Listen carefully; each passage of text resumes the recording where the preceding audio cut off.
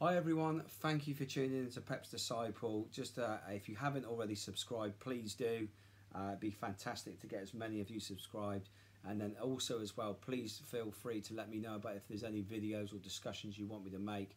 Be more than happy to discuss that with you guys. So leave the comments in the comments section below. That'd be good. Going to be talking this week about England, looking at how they played against Croatia and Spain. How we played, what formations we played, but more importantly going forward, how we can be adaptable to play against these top nations and get past them. So we struggle to break teams down and we don't get that balance right. We're good defensively, but we can't open them up, and then we do try and open them up, we leave ourselves a little bit vulnerable at the back. So who's going to be the key players over the years, not just over the next few days and games, but who's going to be the key players over the years that we need to sort of see nurtured and looked at within the Premier League and beyond now, of course, with the Bundesliga playing a part in that of our recent squad. So I'm going to be talking about that, but one of the things that I want to start introducing with you is over the next few weeks I'm going to be speaking to some guests on here about academy football. Grassroots kids desperate to get into academy football. But I'm going to be asking the question, is it the kids that are desperate to get there, or is it the parents? I know it's going to open up debate. I know that there's a lot of people out there that are waiting for this, that I've been saying about winning and losing and scoreboards and all sorts of things like that, reflecting how a boy or a girl, for example, is developing. How my philosophy, I don't just judge success on a scoreboard. I want to see players developed so they have an understanding of the game rather than just winning a fixture at the weekend. So it's going to open up a real tin of worms, and I'm looking forward to getting your feedback from parents, from coaches, from football lovers.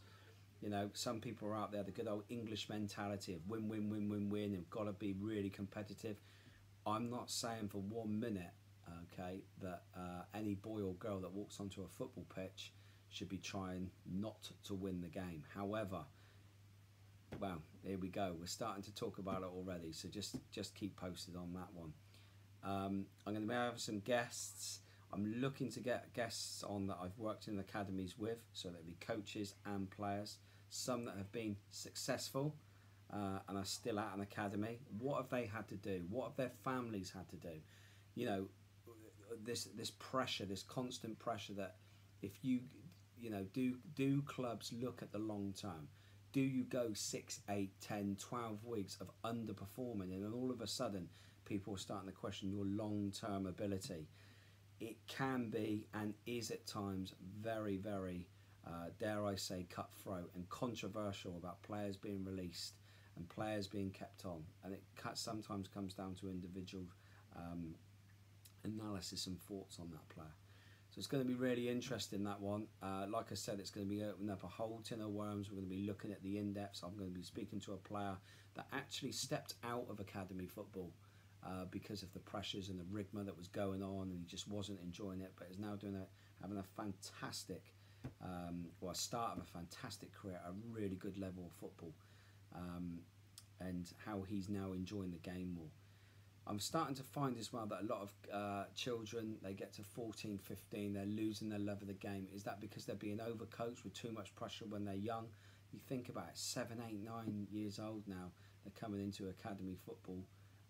And by the time they get into 12, 13, 14, have they really have the opportunity to enjoy the game and just kick a ball without thinking about, you know, how to strike the ball, or, you know, giving the ball away because people are watching and under that pressure. And it sort of links in, if you like, into England. Some of the players that are coming through now look as though they are expressing themselves and are enjoying it.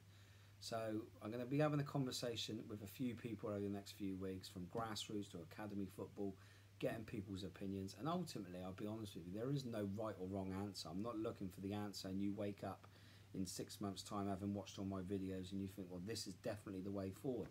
That's not the case. It's not the case at all.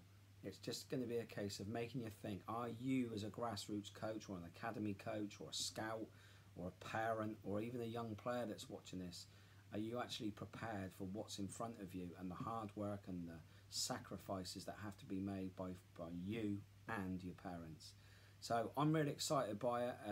So this week, just to cap off, we'll get the tactics board out. We'll have a chat about England and the exciting future that I think we've got.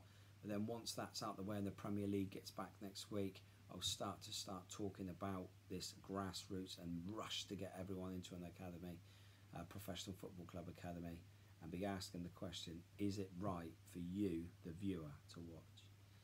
As always, leave your comments below. I'll get back to them straight away as soon as I can. So like I said, subscribe. Catch up with you all soon, and look forward to speaking to you. Thank you ever so much for your support. Top stuff. Cheers.